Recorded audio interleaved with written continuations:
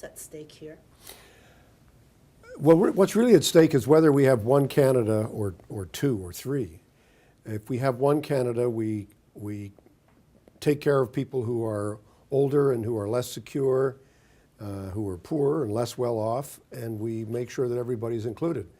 If we have two Canadas, we start saying, well, let's create the conditions that make it harder and harder for government to sustain people in their old age. And that's exactly what the Conservatives have been doing. They've created the conditions now which they say are forcing them to cut back when people like the Parliamentary Budget Office or other neutral people say there's no crisis of sustainability, there's no need to do this. So there's everything at stake here. It's about the standard of living of people as they get older, but most important of all, it's whether or not we have one Canada. If we have one Canada, then we want to make sure that everybody's included. Right. Well, given that the government has a parliamentary majority, what can the opposition and indeed what can Canadians do about that? Well, the good news is we forced them back to 2020, so there's 2 elections between now and then. And I think the government's plans are really getting blown up in smithereens because they're trying to sort of claim that they can somehow control the budgets into the next 10, 20, 30 years, which is ridiculous. They have a responsibility for this budget. Not the other people will worry about what's going to happen in 2020. And I think they have to understand that the people of Canada will have a view about how this is being allowed to unfold.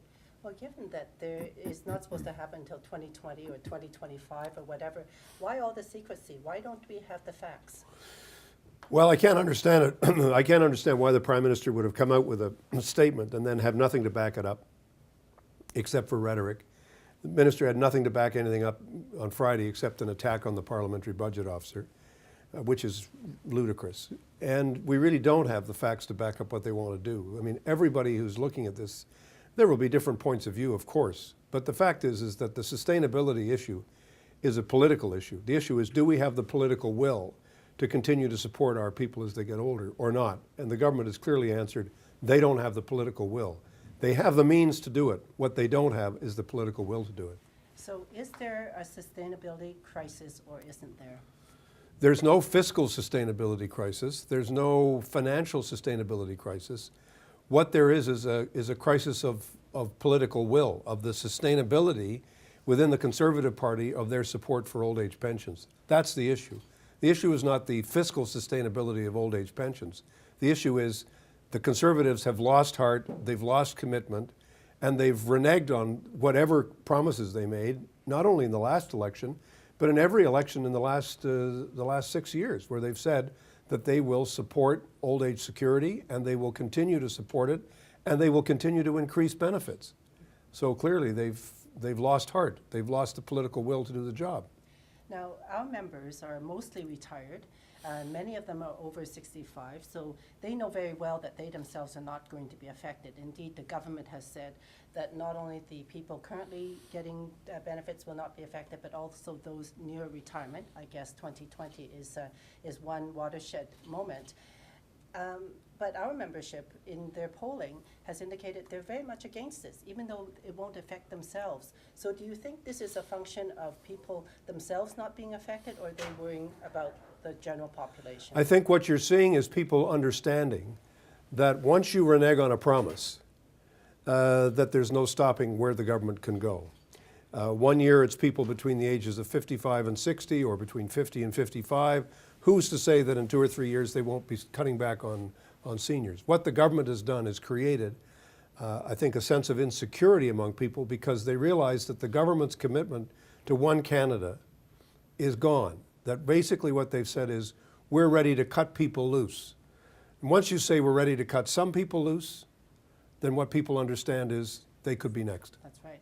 Now, we also heard some huge numbers here, and we're all taxpayers here, for better or for worse, and so we all care about fiscal sustainability too.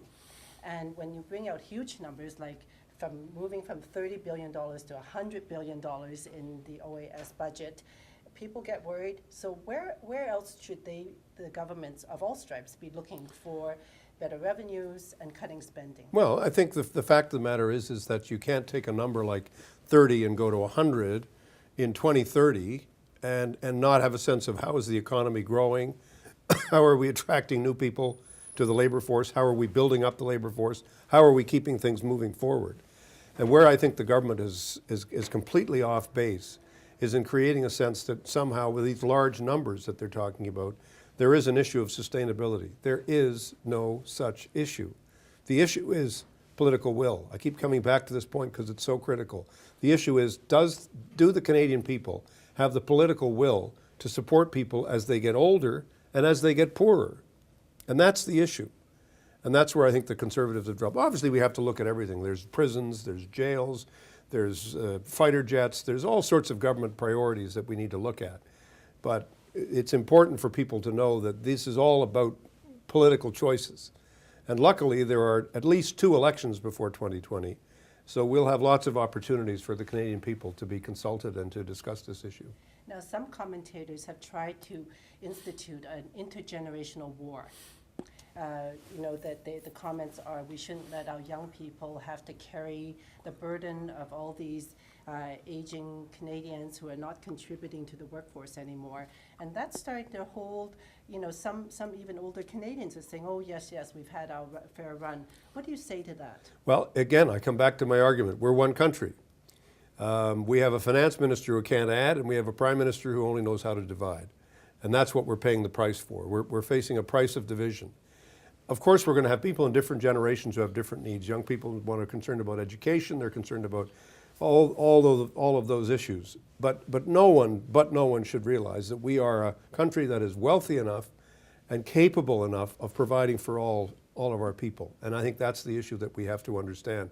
We need an approach to our national politics that unites, that brings people together, and that doesn't simply cause internal division and internal fighting between one group of people and another. Now, as you know, CARP members are very politically engaged. We were honored to have you participate in the pre-election debate, and it was very, very well received. Indeed, our members thought you won that debate. That being said, what is your message today to CARP members? They're watching this very carefully. They're caring about what's happening to their children and grandchildren. They're worried about economic woes right now and the sustainability of our fiscal system. Well, what would you say to them about what to do next? Well, my view would be stay involved, stay engaged, and stay vigilant. They heard the debate where the Conservative candidate promised that the government would not change course. Clearly now they've broken that promise. They are changing course. So I think this is an issue that is going to show lots of life, has lots of resonance to it, and it's the militancy and the organization and the focus and the engagement of people of all ages, but particularly of CARP members, that will help make a difference. I think we have to understand the power that people have by staying engaged and staying involved is very, very great, and we're all going to be affected by that. Now, something you won't know because we just got the results. As you do know, however, we do poll our members on a frequent basis, every 2 weeks, in fact. And 4 weeks ago, we had among our readership of CARP Action Online, 50% support for Conservatives, a 20-point lead over the Liberals, and then further behind for the NDP. As a result of the OAS issue, over the last 2 issues of our newsletter, the Conservatives have lost 20 points. You are now neck and neck in our readership, which out there in the broader world actually puts you in the lead. Now, what do you have to say about that? I've never had any doubt at all that this is a huge issue with people. This is a major, major concern that people have. Mr. Harper has played with something that people do not want to see him playing with, and that is their economic security, that is their social security, that is their sense of security as they get older. And that's what Mr. Harper is playing around with, and that is why I think people are beginning to change their mind about the Conservatives. Great. Thank you. Anything else I have? No, it's great. Great to talk to you. Thanks. Good Great to see you, Susan. again. Lovely Thank to see you. you. Thanks Good so luck much. with everything. Thanks a lot. Thank you. Great to see you. Thank you. Thanks. Merci.